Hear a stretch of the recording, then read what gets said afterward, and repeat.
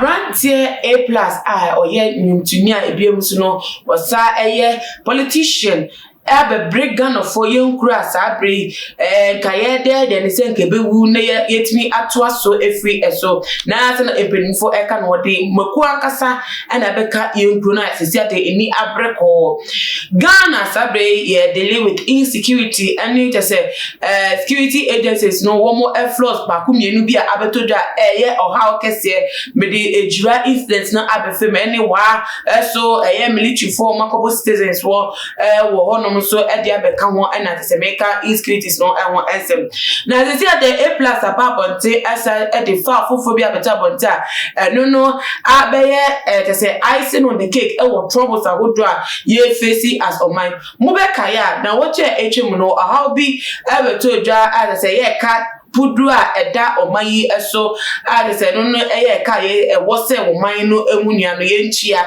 ye friend judgment debt na ni nia no na say every energy sector grata sensan bia ankoye ni termination of contract bia ankoye na say ekop cruise sika chichiri $170 million Edibes money also as judgment debt. No cry no some crampo for ye shed them be a church munya want ya same pen so crampompo near como mufum a muna ye de nano edwomo. Na the day Abrante A+ babonte ebe kasama yensu see ye go see a bo no so the becca say judgment debt no a fake grand asha say ebe ba so my Ghana e ka dey to so nya sem ketwa what the full cra abeka a judgment debt $170 million na dawa ye nchia ye was fufra abeka no ye Kumasi High Court and say what they ato aban eso no efa Galamsey equipment ehye no ehum na what show and krata at the Facebook page and what they make ye insemi eno na ebiems no de and krata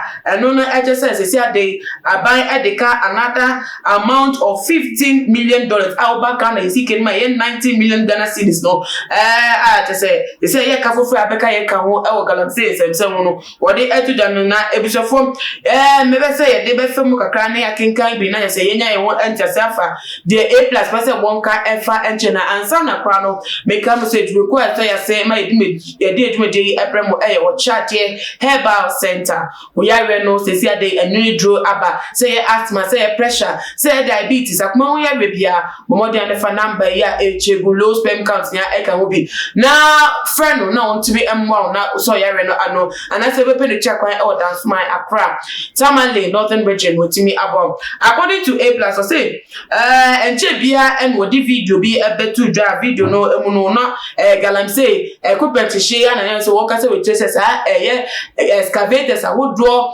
bulldozers ni de keka wana ye hyehye e Galamsey site nya no de ka tronko na bebre o manya atase ye board tutu ya mfa anya asem ye si na ka na enya aba se si no de abetu just say Kumasi High Court has ruled that the government of Ghana has to pay over $15 million, about 90 million Ghana cedis, judgment debt for confiscating and not being able to account for mining equipment belonging to Heritage Imperial Limited. According to the High Court judge, the invasion of the mining site was unlawful. The sad part is that the government failed to appeal the court's decision. In my opinion, there are two reasons why the Attorney General failed to appeal. One, the state did not have a case. Two, the whole Galamsey fight is a grand scheme by the state to create loot and share. If we are to pay 50 million for not being able to account for confiscated equipment, how much are we going to pay for destroying equipment belonging to Madam Kate Jemfua and many other companies who had permits from state institutions to mine legally? Get ready for many judgment debt soon. Are you not amazed that a president who is a lawyer supported and stated at no other place that the shortcutting of the law village that he supports such illegality when he knew very well that the state will pay? Why hasn't anyone been arrested for missing confiscated equipment when Honorable Kennedy Ejapon has mentioned the names of officials involved in this criminal act? If Akufo-Addo is not confused and inconsistent, then he is in the business of creating loot and share. He is at liberty to choose any of the two aforesaid. At the enemy A plus and summer or the abetuda or the air children for says a careful frabeda so no confiscated Galamsey machines are a company and the at Bishop for Heritage Imperial Limited and 1 acre and what court Massey High Court and 1 acre see a binding at the no chino yeah Attorney General no Esha Semunia Ekamayano or no our my so appeal case no so cry or some committee and finance or my dear to can be here. Now the other one a secretary and we say a nipper be from so and Aquabansa, but the body from Zona Drew Abana as a also Sabana Secretariano. You know, be original magic upon the boss. Okay, men are informed so to me this kind of cheer. I say Nimsa and Penny for you, one more air worth millions of dollars. And it's a Pongrata was a sign 100 million and from Swaba. I did today and Penny for me to make us okay. Man, here for 20 yen come boom, na yencha. Naniano Sabeda or my sick of foot to what I say. Kakrana Yade Baba, Yahunu, and you may croon in that say, this is your point. And it was not and one yes, I bet you musica. I did I could say one share $170 million a year judgment debt to a firm on a better and so crapono. Yakan, one more cargo, this is $150 million a man, Penico Jeffrey France.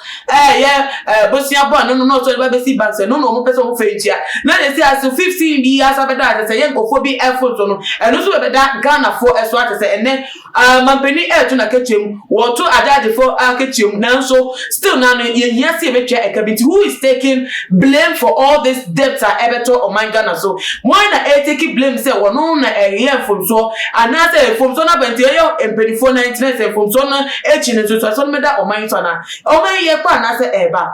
As same way, Senate major idea to us, my one so with me actual at their phone. This is what you are doing, dear. Robert at their to join our comment session. Nadims no share video on all the social media platforms. Momodiana follow Tuma GH or Instagram, Twitter, so at Tuma GH _ Facebook, Tuma GH. Now it's a 4 8 me uncle 1 and do so. I will wanna be there uncle ye and far and my na make an assign media adana ama usha media senior me duma. The best I share in Makra Munia. Bye bye.